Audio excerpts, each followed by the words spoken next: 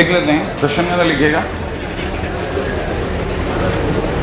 Late A be a 3x3 symmetric matrix. ठीक है भाई, let A be a 3x3 symmetric matrix. सही है।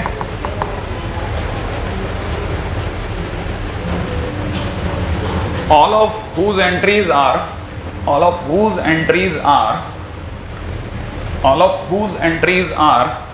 either 0 or 1, either 0 or 1। लिख लिया। 5 of these entries are 1, 5 of these entries are 1, 5 of these entries are 1, and 4 of them are zeros, and 4 of them are zeros। ठीक है, 4 of them are zeros। Then number of matrices in A is, the number of matrices in A is,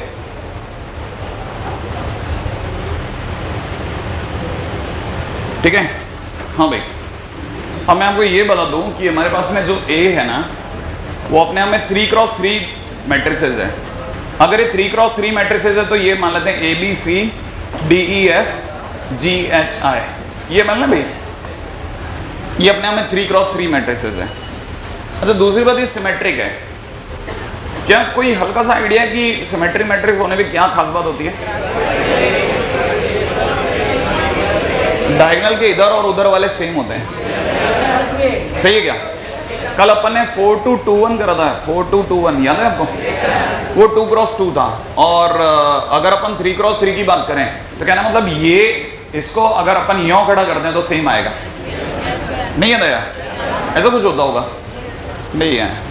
एक अपन एक काम करते हैं ना, एक बहुत अच्छी सी सिमेट्रिक मैट्रिक्स आपके सामने याद दिलाता हूं आपको, ठीक है ना?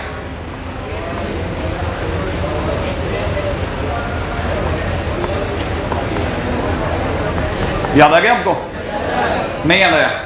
ये सिमेट्रिक है, क्योंकि अगर आपने इसका जो कॉलम है इसको अगर ऐसे लगा दिया तो सेम आएगा। गलत तो नहीं है? यहां तक की बात तो समझ में आती है ना? इसका मतलब इसका ट्रांसपोज करने पे वापस यही आ जाएगा। आप याद करते चलो। मान लो मैं आप बोलते जा रहे हो, क्यों? क्योंकि अभी आपका इतना पक्का नहीं है, कच्चा है अभी भी, ठीक है? तो आप मान लेते हैं कि इसको ट्रांसपोज करने पे वापस ये आएगा। अच्छा, अब काम की बात क्या है कि ये अगर A है तो इसमें हमारे पास में ये 9 एंट्रीज हैं, उसमें से 5 एंट्रीज तो मुझे 1 की लेनी है और 4 एंट्रीज मुझे 0 के नाम की लेनी है, और मुझे सिमेट्रिक भी बनाना है।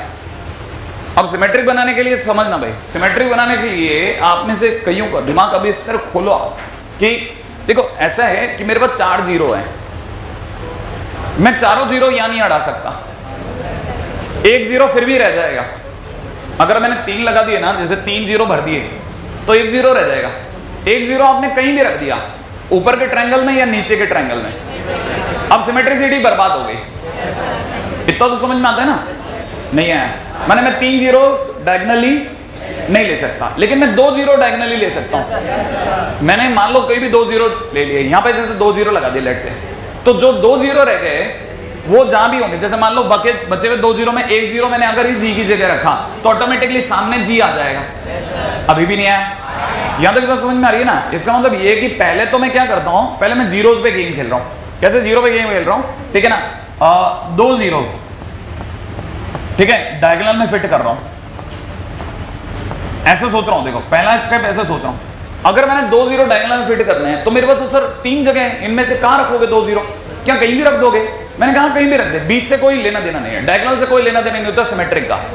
इसमें कहीं पे कोई भी 2 0 रख दे यार, बच्चे 2 0 को फिट करना है। सिमेट्रिक होने का मतलब ये होता है, इसका मतलब ये कि मैं इन तीनों में कहीं पे भी 2 0 फिट कर सकता हूं। तो 2 0 का अगर मैंने डायगोनल में फिट करा तो उसके नंबर ऑफ वेज हो जाएंगे 3c2। नहीं है? 3 में से कोई भी 2 जगह चुन ले, उन 2 जगह वो 0 0 से भर दे, तो 3c2 तरीके से तू 2 0 रख सकता है। रख दिया था ना 2 0। अब 1 पे नजर मत रख, अगर तूने 1 पे नजर रख दी तो मर जाएगा। गेम प्लान एक साइड से खेल, 1 पे नजर नहीं रखना। अब किस पे? 0 से खेल रहा, 0 से खेल। अब तेरे पास में 0 बचे 2, दो जीरो बच गए तो इतना समझ कि दो जीरो तेरे पास में है ना, इन तीन में रखने हैं। तेरे को इस पे नजर मत रख, जो उसमें भरा जाएगा वो ऑटोमेटिकली इसमें आ जाएगा। नहीं है क्योंकि सिमेट्रिक है। तो अपने पास इधर कितने एलिमेंट हैं? अब बचे हुए दो जीरो में से एक जीरो, ठीक है, जो रेस्ट टू जीरो से, ठीक है ना, उनमें से एक जीरो, ठीक है, मैं कहीं भी ऊपर वाले अपर वाले, ये वाला जो अपर है ना, इसके तीन में से किसी भी एक जगह पे भर देता हूं। भर दिया, भरते ही ऑटोमेटिकली जैसे मैंने जहां भी जीरो भरा उसके सामने आकर के जीरो अपने आप बैठ जाएगा, for being a symmetric matrix. अब जैसे मान लो मैंने इस जगह जीरो भरा एच की जगह, तो ऑटोमेटिकली इस एच की जगह जीरो आ जाएगा। और 1 1 1 1 कहां जाएंगे? 1 1 1 1 बची हुई जगहों पे बिखर जाएंगे अपने आप ही। वो जैसे भी घुसेंगे ना इसमें, जहां जहां भी जगह मिलेगी ये अंदर जाएंगी, वो ऑटोमेटिकली सिमेट्रिक बनाएंगे। आप उसकी टेंशन मत लो, क्योंकि आपने बाकी सारी चीजें सही फिट करी हैं, ठीक है। तो अब देखा जाए तो एक जीरो को भरने का तरीका ये, तो फाइनली इस तरह की कितनी मैट्रिक्स बन सकती है, इनको देख लेते हैं। पहले दो जीरो को भरने का तरीका 3c2, फिर का मतलब इनटू। अभी अपन ने प्लान ऐसे करा था ना, षड्यंत्र कैसे रचा अपन ने, पहले दो जीरो अपन बीच में बैठेंगे, फिर एक जीरो ऊपर या नीचे में से किसी एक में बैठाएंगे, यही सोचा था ना। तो 3c2 डायगोनल में बैठाने का तरीका, फिर 3c1, ठीक है, अपर या लोअर ट्रायंगल में से किसी एक में बैठाने का तरीका, और फिर इंटू 1 करते हैं। इंटू 1 किसके नाम का? जो जीरो अपन ने जहां बैठाया सामने वाले ने भी वही बैठाना है। तो आपके पास में टोटल नंबर ऑफ मैट्रिसेस बनेंगे, ये 3 और ये 3 3 9, तो ऐसे 9 मैट्रिसेस बन सकते हैं। सही है, 9 तो ऐसे बन गए जब मैंने 2 जीरो डायगोनल भरे। अच्छा अब देखो मैं आपको याद दिलाता हूं, मैं 3 जीरो डायगोनल ही भर सकता हूं। क्यों? क्योंकि जो एक बच गया उसका भाई नहीं है कहीं, तो 2 जीरो भर सकता हूं। अच्छा अब मैं आपसे कहता हूं, 2 तो मैंने दिखाई दिया, क्या मैं 1 जीरो भर सकता हूं बीच में कहीं? क्यों? बचे 3 जीरो रह जाएंगे। 3 जीरो का कैसे सिमेट्रिसिटी बैठाओगे? क्योंकि 2 या तो इधर बैठेंगे या तीनों इधर बैठेंगे।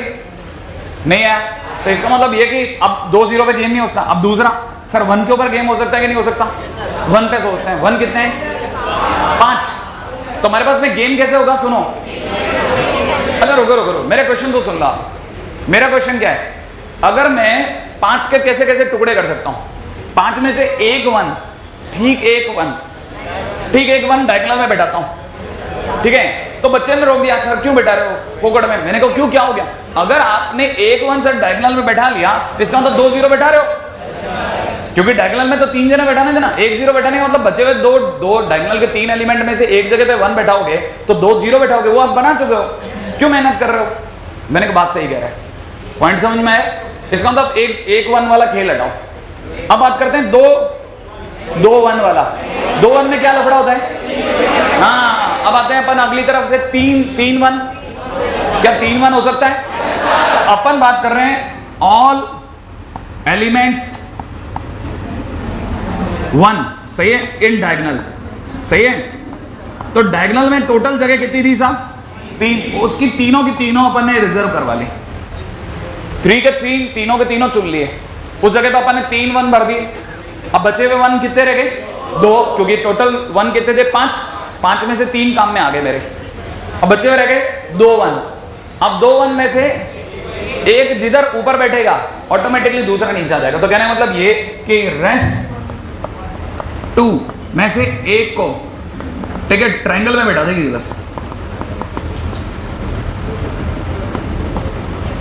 तो बैठाने का तरीका हो जाएगा 3c1, क्योंकि ट्रायंगल में कितने एलिमेंट होते हैं? 3 में से किसी को एक को चुन ले, ठीक है। जैसे ही बैठाओगे ऑटोमेटिकली सामने वाले में वो एडजस्ट हो जाएगा। तो नंबर ऑफ वेज हो जाएंगे 3c3 इंटू 3c1। बोले तो कितना है? 3c3 होता है 1, 3c1 होता है 3, तो आंसर हो जाएगा 3। तो ऐसे कितने मैट्रिसेस बन सकते हैं? 3। तो टोटल कितने हो गए? टोटल 12 मैट्रिसेस बन सकते हैं। आई का नहीं पकड़ में आपको? टोटल 12 मैट्रिसेस ऐसे पॉसिबल है, ठीक है। हाँ, कैसे पता?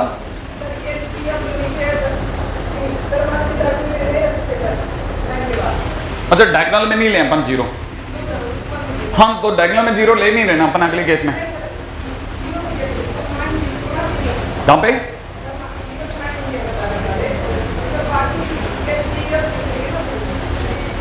हाँ, 2 जीरो से 9 मैट्रिसेस बन गए थे अपने। हाँ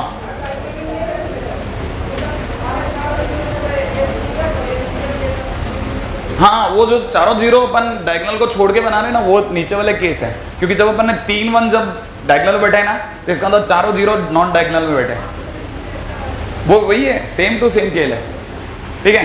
हाँ अच्छा, तो ये अच्छा है, चलो सोच तो रहे हैं कि ऐसे नहीं, अपन तो सारा गेम ही जीरो पे खेलेंगे हम, ठीक है। इसने सारा गेम ही जीरो पे खेला है। एनीवे आगे बढ़ता हूँ, ठीक है। हाँ साहब, उम्मीद है ये वाली बात आपके पकड़ में आ गई होगी कि हम लोग किस बात पे बात कर रहे थे।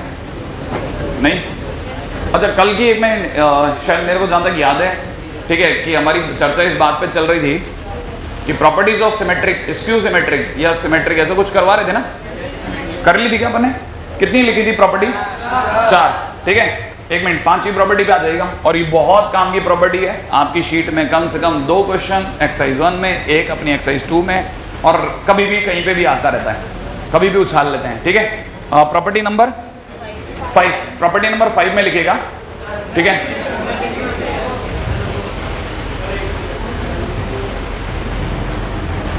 लिखिएगा property number 5, skew symmetric matrix of all odd order, ठीक है। Skew symmetric matrix, skew symmetric matrix of all odd order, skew symmetric matrix of all odd order equal to 0 always.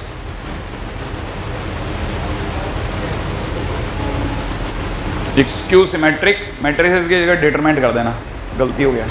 Skew symmetric determinant of all odd order, of all odd order equal to 0, matrices की जगह 0 है ना, वो determinant कर देना। याद होगा आपको, हमारी शायद इस पर पहले भी कभी बात हुई है। ऑड ऑर्डर वाली जितनी भी होती हैं उनका डिटरमिनेंट वैल्यू 0 होता है। स्क्यू वाली याद है, और अगर बाय द वे स्क्यू में इवन ऑर्डर हो जाए तो किसी का परफेक्ट स्क्वायर बनता है। याद आ गया आपको?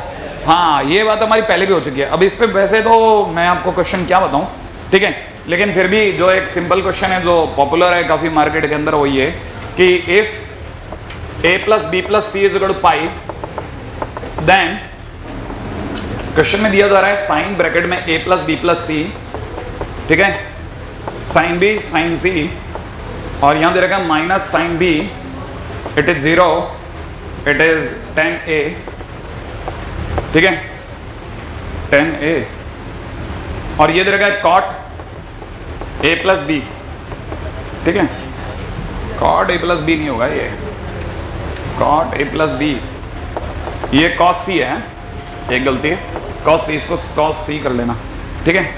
कॉट a प्लस बी भी नहीं है, ये कॉस a प्लस बी है, फिर अब सही हो गया ना।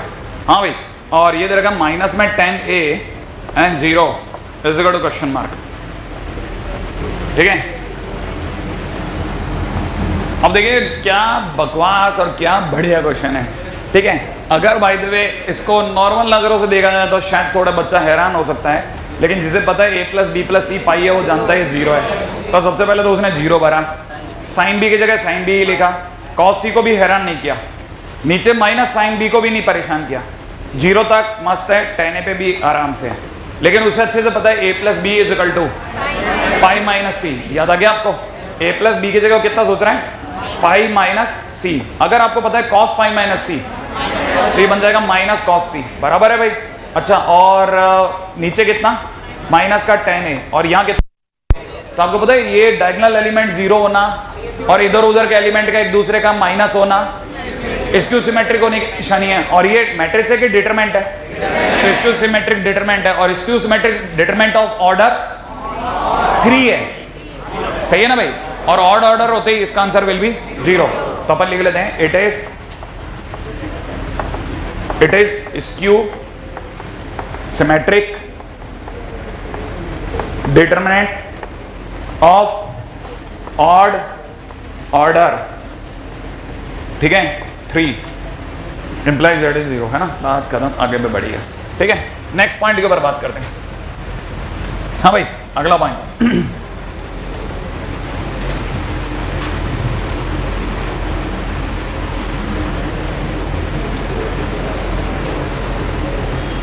अब एक क्वेश्चन है, if A is skew symmetric ठीक है, मैट्रिक्स। Then prove that BTAB is also skew symmetric. BTAB is also skew symmetric. Right है, B के बारे में कोई कमेंट नहीं दिया अगले ने। BTAB is also skew symmetric। अच्छा, अब यहां पे आती बात कि कल की बात जो हमने बोली थी वो आपको याद है अभी भी? कल मैंने आपको बताया था किसी का भी सिमेट्रिक या स्क्यू सिमेट्रिक का कभी भी पक्का करना हो तो टेक इट x, याद है? इसको कोई नाम दे दो। तो मैंने अपनी तरफ से ले लिया let x is equal to BTAB, लिख लूं भाई, और फिर मेरे को xt करना चाहिए। अगर मैंने xt कर दिया तो इसका मतलब ये कि BTAB का फिर से ट्रांसपोज करूंगा, और ट्रांसपोज कैसे बटेगा? उल्टा। तो पहले B पे आएगा BT, फिर AT, फिर BTT, याद आ गया?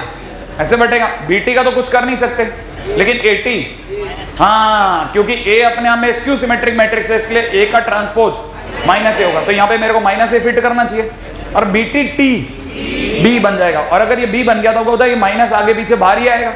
तो माइनस अगर बाहर गया तो माइनस का BTAB, यही बना, और माइनस का BTAB होते ही दुनिया ने गिन दिया -x। और क्योंकि xt is equal to -x, it means it is skew symmetric. इस बहाने से दोबारा बात ठहरी आपकी, ठीक है, कि हमको ये भी समझ में आना चाहिए। ठीक है, तब तक मैं आपको बता देता हूं, दो सिमेट्रिक मैट्रिक्स का मल्टीप्लिकेशन भी सिमेट्रिक मैट्रिक्स होता है। ये अगर मैंने नहीं लिखा है तो लिख लेना आप, लिखवा दिया। Multiplication of two symmetric matrix is symmetric matrix. देख लेना, आपकी प्रॉपर्टीज आपकी आंखों के सामने है, दूसरे पे क्यों यकीन करते हो? नहीं लिखा हो, कल को आपके रह जाए एक क्वेश्चन और बनते बनते, छोटा सा क्वेश्चन होता है थियोरेटिकल, वही रह जाएगा। ठीक है, हाँ भाई, अगले पॉइंट पे आता हूं। ठीक है, अगला टाइटल डालिएगा, हालांकि चैप्टर यही है, determinant of matrix.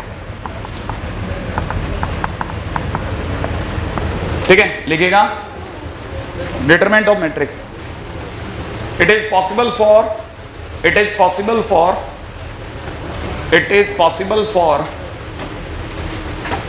Square matrix only. It is possible for square matrix only. It is possible for square matrix only. ध्यान रखना भाई, ये हर किसी के लिए पॉसिबल नहीं है कि आपने हर किसी का डिटरमिनेंट बोलना चालू कर दिया। सिर्फ स्क्वायर मैट्रिक्स का डिटरमिनेंट होता है। It is possible for square matrix only, first thing. Second point पे डालिएगा, it is represented by DETA, det A, और ऐसे मॉड A, याद है? इसको अपन पढ़ते हैं determinant A। It is represented by det A और डिटरमिनेंट ऑफ A, राइट है? अच्छा, जैसे आप में से कई लोग जानते हैं कि अगर मैंने बोला A इज इक्वल टू में, ठीक है, 1 2 3 3 2 1 और 2 3 1, सही है? तो आप मेरे को बता सकते हैं, देन डिटरमिनेंट ऑफ A निकाल सकते हैं? सोच लें। अरे इसका डिटरमिनेंट बताना देंगे क्या? हाँ, डिटरमिनेंट बताना का मतलब क्या हुआ? इसकी वैल्यू बनाना। बड़ा लिखूं? पढ़ा दिया मैं? नहीं, डिटरमिनेंट ऑफ A प्रॉपर्टीज के साथ क्या बताया? आप लिखो। नहीं बताया मैंने, मेरे को ध्यान है, मैं अच्छे से जानता हूँ मैं क्या पढ़ा हूँ। आप चिंता मत करो, वो मेरे को आगे जस्ट अगले कदम पे ही कहीं मात न हो जाए, मैंने छोटा टाइटल जानबूझ के डाला हुआ है। ज्यादा लंबा नहीं हुआ, छोटा सा, लेकिन मेरे काम का है, मेरे को पता है। आप इसका डिटरमिनेंट बता पाएंगे? फटाफट बना लो आप तो।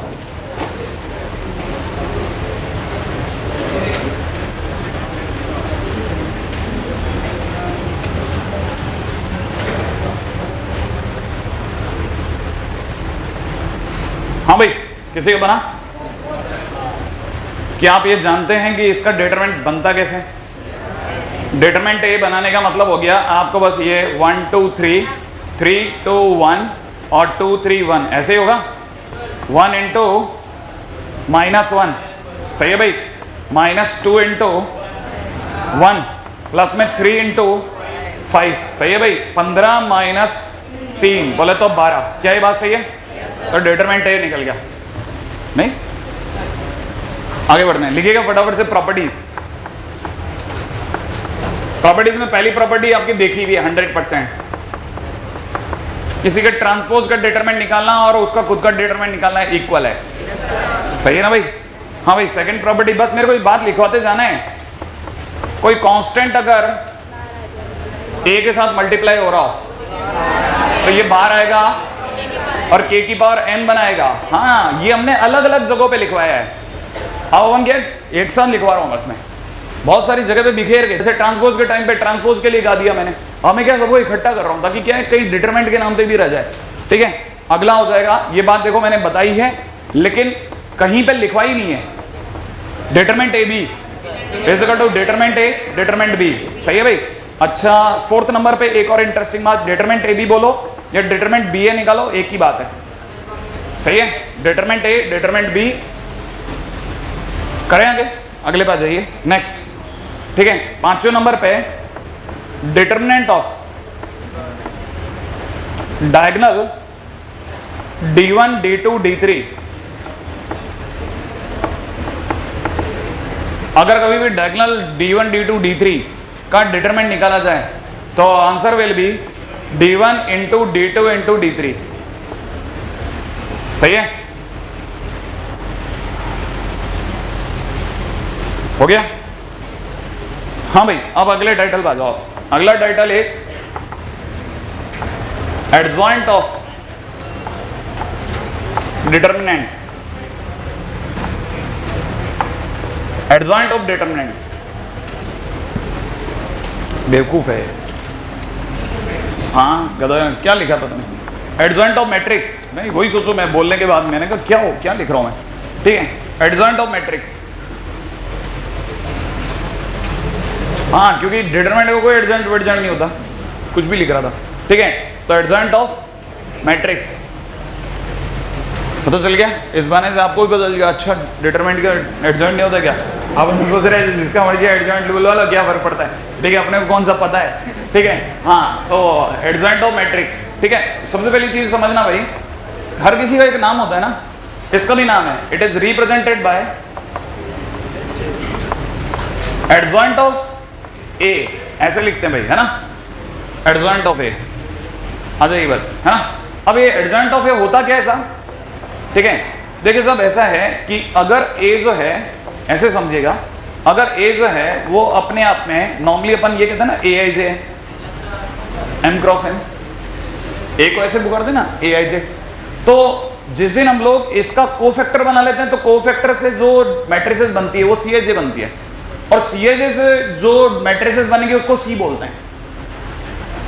अगर मैं इसको बात को लिख देता हूं ना, C I J is equal to में matrix made by cofactors of A I J. A I J के कोफैक्टर से हमने क्या किया कि डिटरमिनेंट एक मैट्रिक्स बनाई, और जो मैट्रिक्स बनी उसका नाम सी रख दिया। ठीक है, अच्छा, जब जिस दिन भी हम लोग सी का ट्रांसपोज करेंगे, माने कोफैक्टर से बनी हुई मैट्रिक्स का ट्रांसपोज करेंगे, तो जो आएगा वो एडजॉइंट ऑफ ए आएगा। तो adjoint of A is equal to में कोफैक्टर से बनी हुई मैट्रिक्स का ट्रांसपोज होता है। ठीक है ना, कोफैक्टर से बनी हुई मैट्रिक्स का ट्रांसपोज। अब बड़े ध्यान से समझना है, बड़े धीरे धीरे, जैसे मैं उसको समझा देता हूं। ठीक है, इसको पहले एक बार जब तक से पहले समझ लो आप कि कहानी क्या है, ये क्या है, ये एडजॉइंट। ठीक है, देख भाई, एडजॉइंट निकालना का मतलब होता है कोफैक्टर बना करके उसका ट्रांसपोज करना। तो सबसे पहले क्या करा, ऐसे पहले से ही है ना, ऐसा डब्बा बना करके ट्रांसपोज लगा दिया करा। ठीक है, अब मैं तेरे को एक का ट्रांसपोज, एक का कोफैक्टर बाहर दिखाता हूं। ठीक है, सबसे पहले A11 बोले तो 1। ठीक है, तो 1 का कोफैक्टर बना के दिखा रहा हूं। तो 1 का कोफैक्टर हो गया 2 - 3, सोच लिया आपने, बोले तो -1, तो मैं यहाँ पे -1 लिख रहा हूं। अब मैं 2 पे आता हूं, अब मैं 2 का कोफैक्टर बनाता हूं, इस 2 का, तो 2 का कोफैक्टर बनाऊंगा तो 2 की रो और कॉलम डिलीट, 3 - 2, तो मैं लिख रहा हूं 3 - 2। तो क्योंकि ये 1 आया, याद है ना, क्योंकि ये 1 आया तो सेकंड नंबर पे माइनस लगता है, प्लस माइनस, इसलिए इसका कोफैक्टर -1 होगा। नहीं आया, याद आया आपको? याद है ना, प्लस माइनस प्लस ऐसे करते थे, तो कोफैक्टर के टाइम पे साइन भी लगाते हैं, तो वो भी लगाएंगे। अब आता हो तो 3 पे, अगर मैं 3 की बात करता हूं तो 3 के टाइम पे 9 - 4 बोले तो 5। अब आया आपको? तो मैं यहां पे लिख देता हूं 9 - 4। ठीक है, बोले तो 5। ये तो हुआ फर्स्ट रो का। अब आता हूं सेकंड रो पे, 3 2 1 कर रहा हूं। ठीक है भाई, 3 2 और 1, हर किसी का कोफैक्टर उसके सामने लिखता जाऊंगा, आप भी सोचते जाना। 3 के नाम पे कोफैक्टर हुआ 2 - 9, लिख रहा हूं भाई, 2 माइनस 9, 2 माइनस 9 बोले तो -7, लेकिन ये प्लस और माइनस की वजह से माइनस ऑफ -7 अभी भी नहीं आया। अच्छा अब इधर आ जाता हूं 2 पे, ठीक है भाई। 2 के नाम पे इसकी रो और कॉलम डिलीट करती, 1 माइनस 6 लिख दो भाई, 1 माइनस 6 एंड दैट इज -5। दोबारा सोच लेते हैं, प्लस माइनस प्लस, तो एज इट इज ये आएगा जो आएगा, अभी भी नहीं आ रहा। अच्छा अब आते हैं 1 पे, ठीक है। 1 के लिए देखा था तो 1 के नाम पे इसका ये रो और ये कॉलम, सॉरी कॉलम और रो डिलीट करने पे 3 माइनस 4 लिख दो भाई, 3 माइनस 4, ठीक है भाई। 3 माइनस 4 -1 आता, लेकिन plus minus plus, sorry plus minus plus और फिर माइनस, तो माइनस ऑफ -1। अब यही कहानी। अब आता हूं मैं, अब मैं डायरेक्ट लिखूंगा, ठीक है। अच्छा 2 के नाम का हो जाएगा 2 माइनस 6 बोले तो -4, श्योर है, plus minus plus as it is आएगा, अभी भी नहीं आया। अच्छा 3 पे आ जाओ, 3 पे आते ही 1 माइनस 9 बोले तो -8, लेकिन बाहर -1 और आएगा, सही है। अच्छा अगले नंबर पे आता हूं 2 माइनस 6 -4 बराबर है ना भाई। अब जो भी आया ये कोफैक्टर आ गए, ये मैंने हर किसी का कोफैक्टर निकाला और भरता चला गया, तो ये अपने आप में बना C, ये A था, मैंने कोफैक्टर से जिस दिन मैट्रिसेस बनाई उस दिन बना C। अब जिस दिन इसको टर्न करा दूंगा उस दिन एडजॉइंट ऑफ A आ जाएगा, इसका ट्रांसपोज कराते ही एडजॉइंट ऑफ A आ जाएगा। अब इसका ट्रांसपोज कराते ही जो एडजॉइंट ऑफ A आएगा वो कितना बनेगा, वो बनेगा एडजॉइंट ऑफ A लिख करके मैं इसके अंदर जो रोज हैं उनको कॉलम में बदल रहा हूं, -1 7 एंड -4, -1 7 एंड -4 बराबर है भाई। अच्छा अगले नंबर पे -1 -5 एंड 8 बराबर। अच्छा अगले नंबर पे आ जाएगा कितना, कितना लिख रहे हैं, 5 1 एंड 4, 5 1 एंड -4 बराबर है। हाँ साहब, ये जैसे अपने इसका ट्रांसपोज कराया अब ये एडजॉइंट आया। एक बार दोबारा मुझे बता दो, पहले क्या करते हैं, सबके कोफैक्टर निकाल लो, कोफैक्टर निकाल के लास्ट में उसे ट्रांसपोज में क्या करते हैं, जो रोज हैं उन्हें कॉलम में, रोज को कॉलम में, रोज को कॉलम में बदल देता हूं। आगे कहानी पकड़ में, ये एडजॉइंट है। और जिस दिन आपने इसमें इसका, अभी अपने याद होगा आपको ये निकाला था -12 या 12 कुछ निकला था, 12 निकला था। अच्छा अब अगर मान लो किसी ने मेरे से पूछा था A इनवर्स बताओ जरा इसका, तो मैं A इनवर्स कैसे लिखता, A इनवर्स का फार्मूला मैंने आपको बताया था 1/, ये इनटू में एडजॉइंट ऑफ A, एक बार लिख लूं, याद आया ना आपको, एडजॉइंट ऑफ A। तो मेरी तरफ से आंसर कितना होता है 1/12, और फिर ये वाली जो मैट्रिसेस इसको नीचे कॉपी कर देता और फिर 12 का हर किसी में डिवाइड करता जाता तो उसका इन्वर्स दे जाता। नहीं आया समझ में, इसके 6 नंबर हैं, एनसीईआरटी 6 नंबर का क्वेश्चन आता है कि फाइंड A इनवर्स, ठीक है।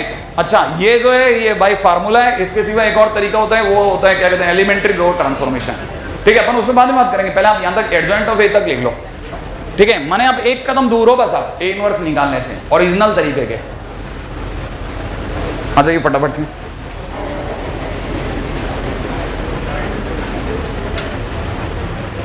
आपको पता है ये जो निकाले हैं मैंने, ये बिना साइन के निकाला है। जब बिना साइन के निकलता है तो कोफैक्टर नहीं होते, माइनर कहलाते हैं। अभी ये माइनर निकाला है, जब आप अंदर भरोगे तो विद साइन भरोगे तो कोफैक्टर बनेगा, अभी भी नहीं आया। तो मैं यहां पे लिख रहा हूं ये माइनर है ना, माइनर्स ऑफ, है ना, रो 1 एंड रो 2, बाकी मैंने डायरेक्ट भर दिया था।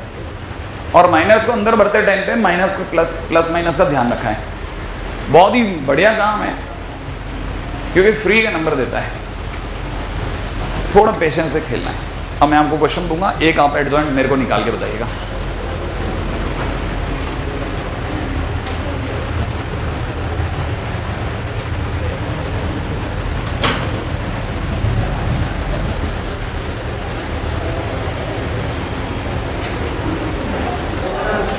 हाँ भाई, क्वेश्चन है find adjoint of A if A is equal to P Q R S।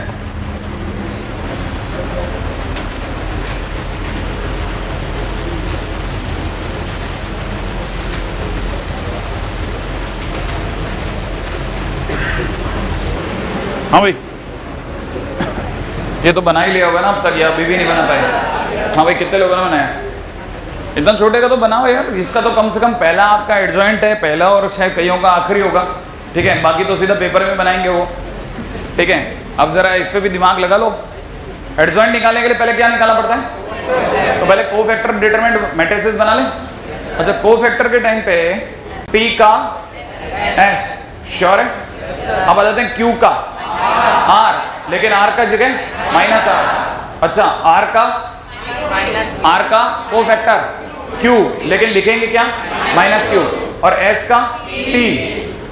ये बात पकड़ में आई आपको? अब जैसे ही ये लिखा, अब आप इसके बाद में एडजॉइंट के लिए क्या करोगे? एडजॉइंट के लिए आप इसका ट्रांसपोज करेंगे। तो ट्रांसपोज करने का मतलब गया S -R -Q और P का ट्रांसपोज। और ट्रांसपोज का मतलब हो गया है ना, ये S और -R तो इधर आ गए और -Q और P, सही है, इधर पहुंच गए, सही है। अच्छा, अब जरा ध्यान से देखिएगा, अगर आप ध्यान से देख रहे हैं तो आपको पता चलेगा कि आपके ये दो एलिमेंट तो यहां से यहां तक आते समय इंटरचेंज हुए हैं, बस दिख रहा है आपको? ये दो एलिमेंट तो सिर्फ इंटरचेंज हुए हैं, और जो बाकी दो एलिमेंट है वो वही है, Q और R तो वही होंगे, बस साइन चेंज हो गया है, सही है ना। And Q and R changes their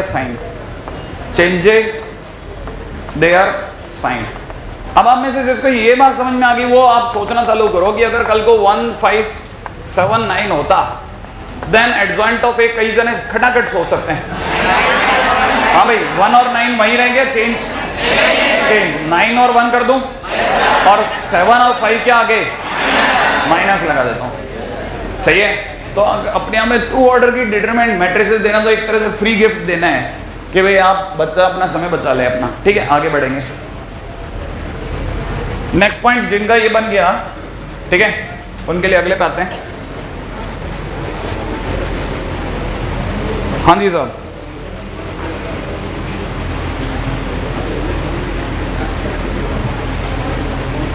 हालांकि मेरे को आपको इस 1-2 क्वेश्चन करवाने चाहिए थे कम से कम 3rd ऑर्डर की उसके लिए, लेकिन अपन ये सारी मेहनत A इनवर्स के लिए रख लेते हैं। A इनवर्स के टाइम पे आप ही एडजॉइंट बना के देना मेरे को, ठीक है।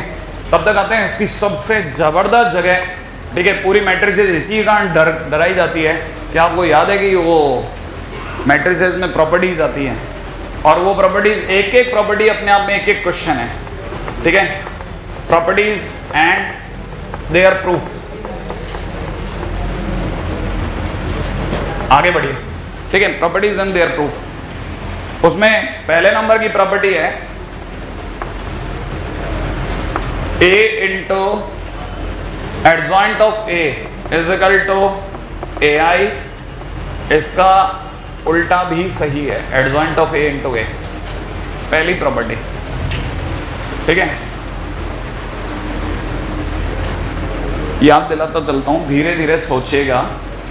A,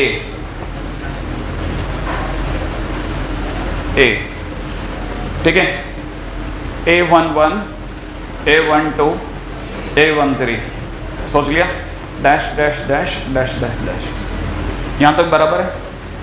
नहीं आया आपको ये बात समझ में आई? मैं A के नाम पे A पूरा लिखता, इससे बढ़िया बाकी मैंने एक रो के लिखे और छोड़ दिए, यहां तक समझ में आया?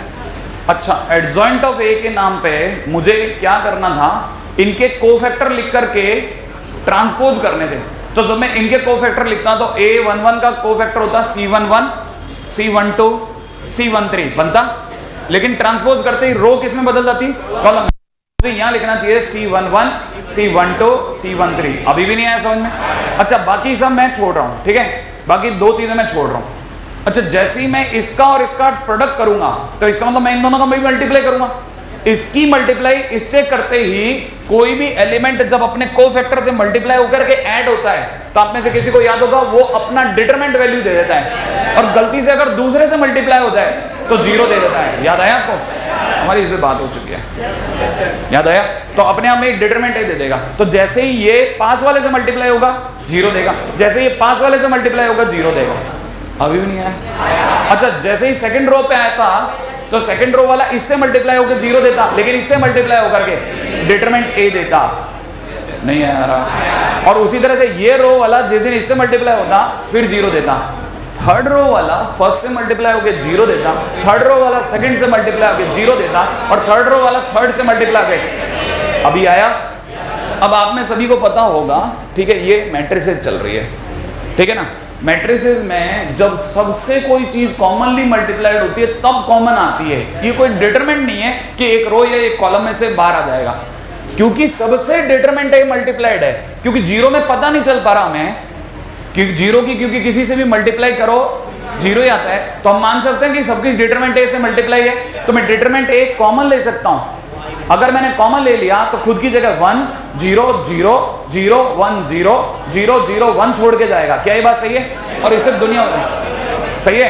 और फाइनली इसका आंसर क्या हो जाएगा? आई। अपने आप में बन जाएगा डिटरमिनेंट ए आई। प्रूव्ड हो गया। यहां तक की बात समझ में आई? ठीक है, ये इसका प्रूफ है और अपने आप में क्वेश्चन है। ठीक है, हर कोई अपने आप में क्वेश्चन है, एनसीईआरटी में बकायदा क्वेश्चन है। ठीक है, आप ऐसा मत सोचना कि अपने अपने घर से चल रही है, ये बकायदा प्रूव्स हैं आपके उसमें। ठीक है, तो आप थोड़ा सा संभाल के खेलना। हाँ, क्या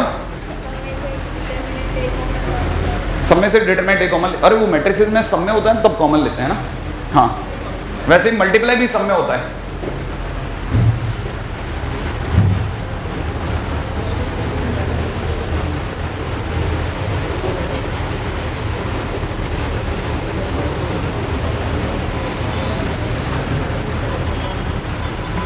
सेकंड प्रॉपर्टी,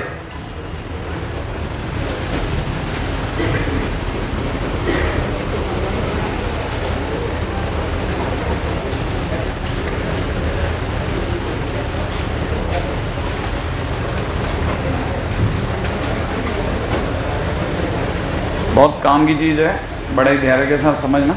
ठीक है, हाँ, जल्दबाजी नहीं। और अब ये मान के चलो कि ये मैट्रिसेस का वो पार्ट है जो कम से कम हर स्टूडेंट को जब भी पेपर हो उसको 6 से 7 बार लिख के रख लेना चाहिए, लिख करके ही याद होगा।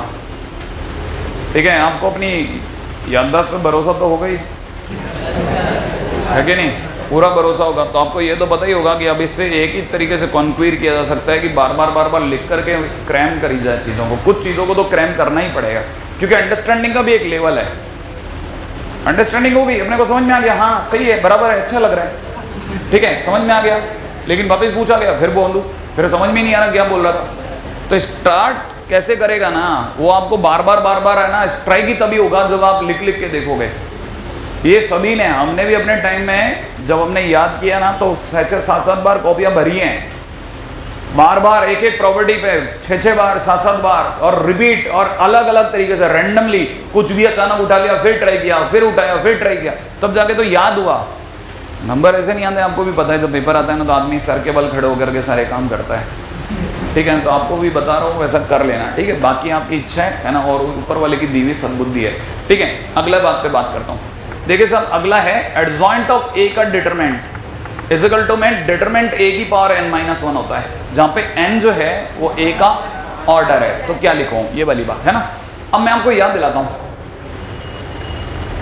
इसको प्रूव करने के 2 तरीके हैं। ठीक है, पहले मैं मेथड 1 से प्रूव करता हूं। ठीक है, मेथड 1 क्या कहता है? मेथड 1 कहता है कि अपने जितनी प्रॉपर्टी सब एक दूसरे से लिंक्ड है।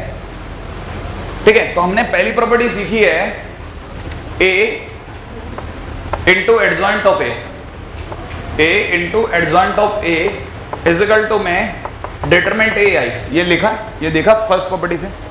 अरे फर्स्ट प्रॉपर्टी ये थी ना, तो अपन लिख लेते हैं प्रॉपर्टी 1। ठीक है, अब क्या करते हैं, दोनों को डब्बे पहना देते हैं। इसको डब्बा पहनाते ए इंटू में एडजॉइंट ऑफ ए डब्बा इज इक्वल टू डब्बा ए है का डब्बा पहना दिया। दोनों को पहनाते ही ये अपने आप में बी है, adjoint of A B matrix है, तो ये लिखा हुआ है ए इंटू बी।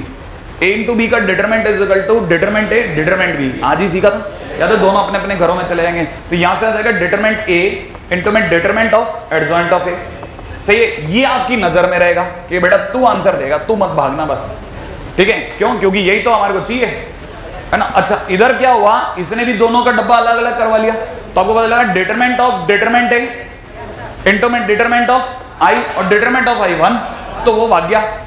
अच्छा, डिटरमिनेंट अपने आप में खुद आंसर होता है, वैल्यू होता है। अरे वैल्यू होता है, और वैल्यू का डिटरमिनेंट वापस वही वैल्यू आ जाएगी।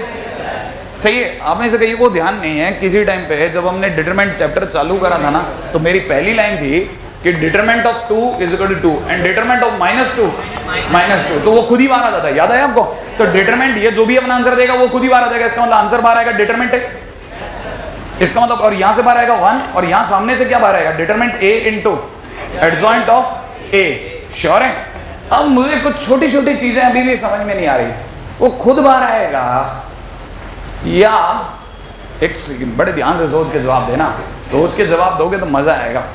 वो खुद बाहर आएगा या मैं अब आपको एक दांव बताता हूं, आप सोच के जवाब देना। कहीं हमने आज ही डिटरमिनेंट के पढ़ा था जिसमें के कांस्टेंट होता है और के जब बाहर आता है a की पावर n बन के बाहर आता है। अब ये इसने बाहर आने से मना कर दिया कि मेरे को अलग अलग मत करो। अब बड़े ध्यान से सोचिएगा, डिटरमिनेंट एक वैल्यू है, right now it is like a constant for us. तो ये लिखा है के आई, नहीं है समझ में? ये लिखा हुआ है के इंटू आई, आई माने ए, तो ये के लिखा है, तो जिस दिन ये बाहर आएगा तो डबल बाहर आएगा या के की पावर n बन के बाहर आएगा, n बन के बाहर आएगा। एग्जैक्टली तो ये बन गया n इंटू 1 और ये हो गया डिटरमिनेंट ऑफ n। सही है? उड़ाते ही यहाँ पे कितना रहेगा? डिटरमिनेंट a की पावर n माइनस 1 प्रूव्ड। ठीक है। अब जिनको ये बात समझ में आई उनके लिए और दूसरा प्रूफ भी बताता हूँ, आपकी याददाश्त पे थोड़ा जोर डालना बसा, मजा उसी में। ठीक है। अच्छा, आप में सभी को ये याद है क्या कि एडजॉइंट जो भी है तो कोफैक्टर का ट्रांसपोज? हाँ कि ना? कोफैक्टर भी अपने आप में मैट्रिक्स है, याद कर लो पहले तो आप। और आपको पता होगा ट्रांसपोज का डिटरमिनेंट निकालो या उसका खुद का डिटरमिनेंट निकालो, एक ही बात है। अब जरा एक मिनट, जरा कोफैक्टर पे आ जाता हूं। कोफैक्टर मतलब ये ना कोफैक्टर। अगर ये कोफैक्टर है तो मैं इसका मैट्रिक्स बना के बैठा हूं।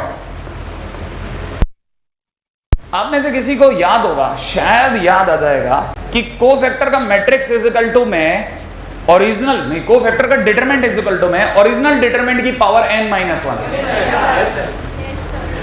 नहीं याद आएगा? ये शायद हम लोगों ने किया था और आप बिल्कुल आपकी याददाश्त से बाहर जा चुका होगा कि मैंने आपके सामने एक डिटरमिनेंट बनाया था जो थर्ड ऑर्डर का था, और जब मैंने उसके कोफैक्टर की वैल्यू निकलवाई थी तो वो उसका स्क्वायर आ गई थी। कुछ याद है आपको? इसका मतलब ये कि ये बात तो पक्की है कि अगर बाय द वे ये एडजॉइंट ऑफ ए है तो इट इज कोफैक्टर का डिटरमिनेंट। ठीक है। और कोफैक्टर का डिटरमिनेंट इज इक्वल टू में a to the power n minus 1। ये भारी हो गया नहीं है? अगर आपको याद आ गया तो बेस्ट है, इसलिए आपको मेथड 1 और मेथड 2 दोनों बताए जाते हैं कि आप मेथड 1 और मेथड 2 में किसी एक पे, हो सकता है आपकी मैया मोरी जो है फेल हो गई, ठीक है, गया तो आपको कम से कम फर्स्ट तो आता है। नहीं तो अगर भाई तो मैंने उसे फर्स्ट लिया होता तो आपका दिल दुख जाता कि अरे सर ये तो याद ही नहीं आ रहा। ठीक है, चलेगा, कोई बात नहीं, हम मेथड 1 से काम चलाओ। हाँ जी साहब। हाँ भाई, अच्छा हाँ, आपने मेरी काम की बात तो बताई नहीं, मैं तो पूछना भी भूल गया। उसमें क्या बुराई थी सर? वो पहले जो स्कीम चला रहे थे सर अपन, उसमें क्या बुराई थी सर? हाँ भाई, उसमें क्या बुराई थी?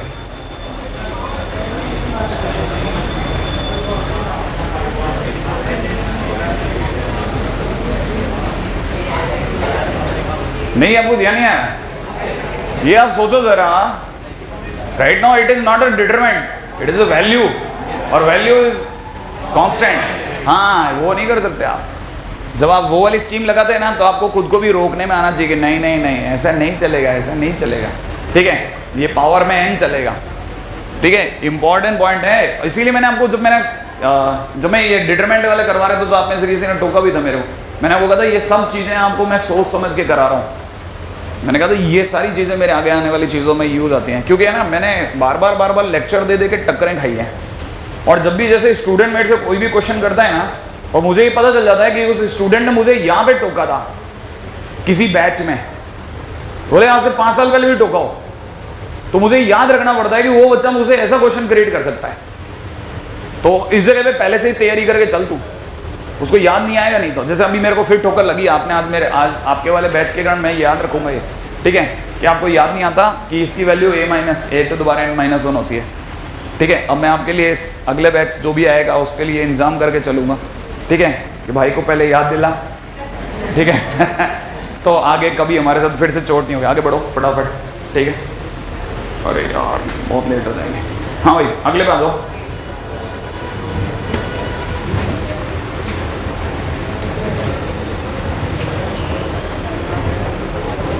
हाँ भाई नेक्स्ट। अब आया एक और पॉइंट, इसको देख करके तो आपका दिल ही खुश हो जाएगा। Adjoint of A is equal to में डिटरमिनेंट n-2 इंटू ए, ठीक है। ये भी अपने आप में एक प्रॉपर्टी है,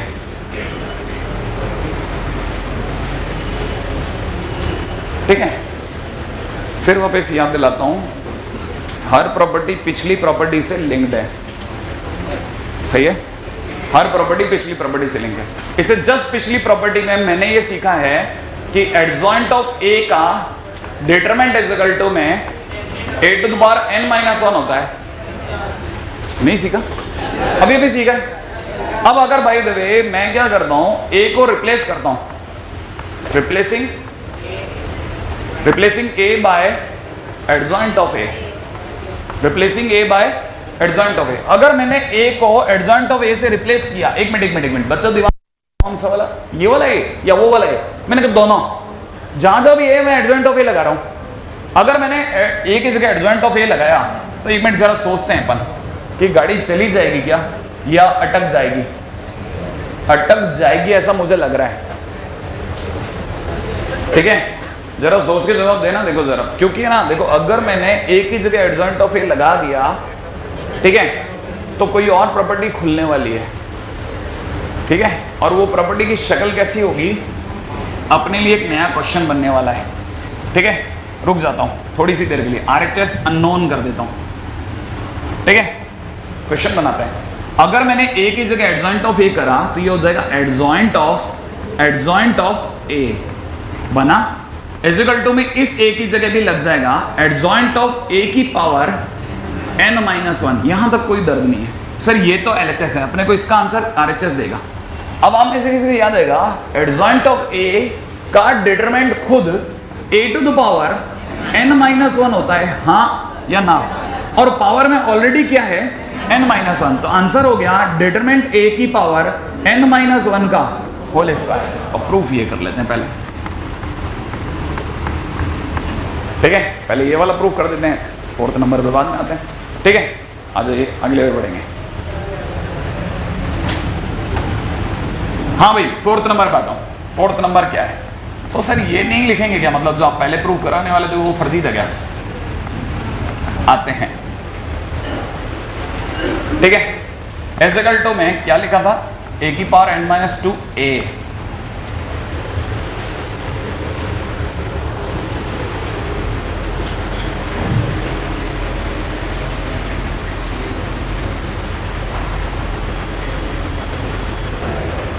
एडजॉइंट ऑफ ए।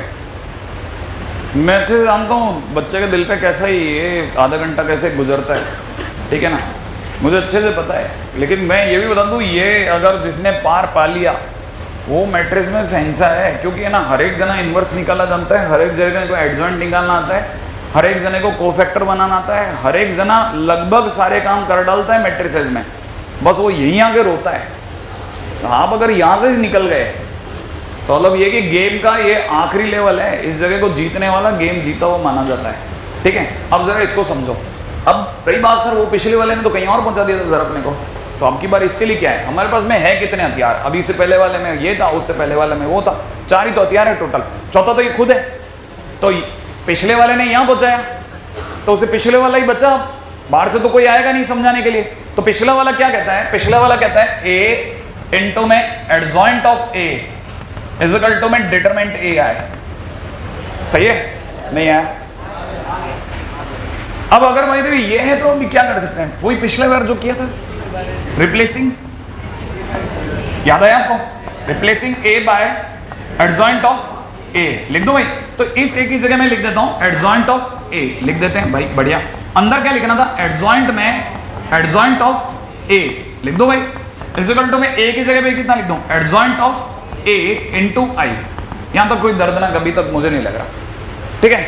अब फंस गया क्या, ये तो सर आपको चाहिए, ये फंसा हुआ है सर आपके। तो मैंने कहा रुक जा, इतनी जल्दी नहीं मचाएंगे। अपन क्या करते हैं, इस एडजॉइंट ऑफ ए जो ओपन में खड़ा है, इसके लिए जानबूझ करके ए से मल्टीप्लाई करता हूं। क्यों करता हूं ए से मल्टीप्लाई, समझना।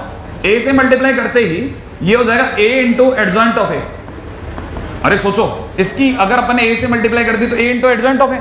अच्छा, इसके तो कोई फर्क ही नहीं पड़ा, ए इंटू में एडजॉइंट ऑफ ए, इसे तो अपन छूने ही नहीं देंगे किसी को। अपने को यही तो चाहिए, इसे तो अपन टच ही नहीं करने देंगे। लेकिन अगर मैंने ए की मल्टीप्लाई इसके आगे करी है तो मैं ये वाला भी फड़फड़ाएगा कि मेरे भी आगे मल्टीप्लाई करो। हमने कहा ले भाई, आगे पीछे कहीं भी मल्टीप्लाई कर सकते हैं, ठीक है। तब तक आपसे एक और बात, ये लो मैंने ए से मल्टीप्लाई कर ली। कई लोग मिस कर रहे हैं आई को बहुत बुरी तरह से, सही है। अच्छा, वो बैलेंस कर लेंगे। अच्छा, एडजॉइंट ऑफ ए का डिटरमिनेंट हमने शायद आज ही पढ़ा था, A to the power n minus 1, पढ़ा था कि नहीं पढ़ा था, n माइनस 1। अच्छा, अब ये भी तो कुछ होता था, ये होता था ai, और यहां कितना हो गया, एडजॉइंट में एडजॉइंट ऑफ ए, सही है ना भाई। और इक्वल टू में चल रहा है A to the power n minus 1 into A. अच्छा, और ये आई तो गया। अच्छा, इस डिटरमिनेंट ए से ये डिटरमिनेंट कटने के बाद क्या छोड़ेगा, A to the power n minus 2 into A, क्या ये छोड़ देगा, प्रूव हो गया, ठीक है। तो एडजॉइंट ऑफ ए का वैल्यू होता है इतना। अच्छा, अब आप में से कई लोग एक और बात भी जानते हैं, अगर वो पहले प्रूफ हो जाता तो मेरे लिए ये प्रूफ करने का एक और रास्ता बनता था। मुझे कुछ नहीं करना था, आप इसको और इसको देखो ढंग से, इसमें और इसमें सिर्फ एक फर्क है इसका। अगर मैंने इसको पहनाया तो ये भी पहनेगा, इसके पहनते ये अब ध्यान होगा, अब तो आप समझ गए होंगे ये कौन है, कांस्टेंट। तो जब ये बाहर आएगा तो क्या बाहर आएगा, डिटरमिनेंट ए की पावर n माइनस 2 की पावर, हाँ बोलो n, पक्की बात है क्या भाई, n बार आएगा, सही है। अच्छा, और अंदर कौन फंस गया, डिटरमिनेंट ए। मैं भूलता जाता हूं आप में से, इसलिए मेरे को याद दिलाते थे। आप ये दोनों जानते हैं, ये दोनों जुड़ेंगे घटेंगे, मल्टीप्लाई होंगे। तो डिटरमिनेंट ए की पावर कितना बना, n स्क्वायर माइनस 2n, और इसकी वैल्यू प्लस 1। और आप में से कई लोग जानते हैं ये वैल्यू बन गई n माइनस 1 का होल स्क्वायर। लो साहब, फिर प्रूफ हो गया। नहीं है आपको समझ में, तो इसका मतलब ये कि हर रास्ता दूसरे, ये बिल्कुल क्या भूलभुलैया जैसा है, इधर से निकलो उधर से पहुंच जाओगे, उधर से निकलो इधर से पहुंच जाओगे, मिलोगे हर बार एक ही जगह, बस आपके जाने के रास्ते बदलते हैं सर, बदलते रह सकते हैं, ठीक है। इसके बाद भी क्लास है आपकी, किसकी, हाँ। और क्वेश्चन वाला तो सीधा सीधा प्रॉपर्टी में बनाते हैं क्वेश्चन वाला, ये प्रॉपर्टी का प्रूफ नहीं पूछेगा, वो तो सीधा एक मैट्रिक्स देगा और मैच द कॉलम में एडजॉइंट ऑफ ए का डिटरमिनेंट पूछ लिया, और फिर आप आंसर निकालते फिर रहो, और वहां भूल गए। अब क्या करोगे, कुछ नहीं, कोई तरीका नहीं है, कोई तोड़ नहीं है कि आप एडजॉइंट ऑफ ए बनाने बैठ गए। हाँ, वहां कोई तरीका नहीं है, तो आपको क्या है, कोई तरीका तो सोचना ही पड़ेगा, कोई तरीका तो सोचना ही पड़ेगा याद करने का। और अपनी तो एक ही नीति है, याद दो तरीके से होता है, या तो दबाव से या मजाक से, कहीं तो होता ही है याद। तो अब आपको सोचना पड़ेगा, अब मजाक तो आप ही सोचोगे कैसे बताऊं मैं, ठीक है। मेरे टाइम में तो मैंने ऐसे याद कर लेता, ये लिखा हुआ है आर्जा इज इक्वल टू आई,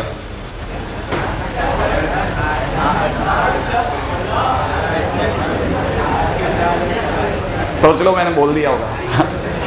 हटाओ, ये नहीं याद आया, ठीक है। और उसको पढ़ता था अड़ज अड़जा, खटखट याद हो जाते थे मेरे को, खटखट सारे एकदम लपक के याद थे, ठीक है। सारे के सारे अड़ज अड़जा ए की पावर n माइनस 2 ऐसे याद कर लेते, ठीक है। और अगर भाई तो ऐसे याद नहीं होता, जैसे मैं कई बार भूल जाता था, तो है ना, पावर में n माइनस 1 को मैंने ऑइन नाम दे रखा था, ऑइन, ठीक है, ताकि वो ग बोलते टाइम में मेरे को -1 याद आ जाता था कि -1 होगा। ऐसे मैं कोशिश करता रहता था याद कर लो, क्योंकि मेरे को पता याद तो करना ही है। अरे घर वाले किसी से पूछते हैं क्या, घर वाले से किसी कहते हैं कि चल कोई बात नहीं याद होगा, कोई बात नहीं 0 नंबर आ गया बेटा, कोई बात नहीं, ऐसा कहते हैं क्या किसी के घर वाले नहीं कहते तो भाई शूरवीर आदमी है, ठीक है ना। वरना तो नॉर्मली यही कहते हैं बेटा 1 मिनट इधर आना, ठीक है।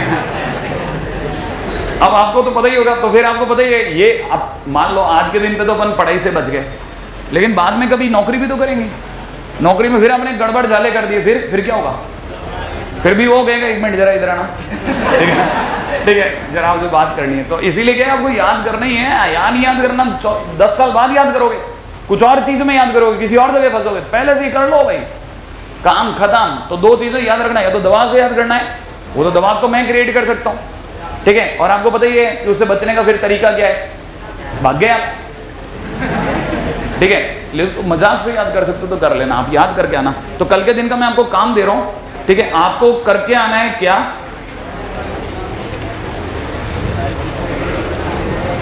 आपको बस एक सोच के आना है, अरे नहीं मैं उसमें दे देता हूँ, सॉरी, हाँ बिल्कुल आपके उसमें है, मैं क्या सोच रहा था, देना, गलत तरीके से जा रहे थे।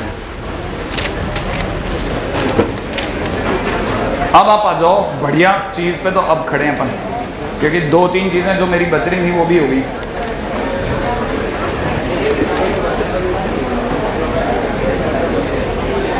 हाँ भाई क्वेश्चन नंबर 10 करके आना है एक आपको, एक्सरसाइज 3 का, एक्सरसाइज 3 का क्वेश्चन नंबर 10 करके आना है याद करके, ठीक है।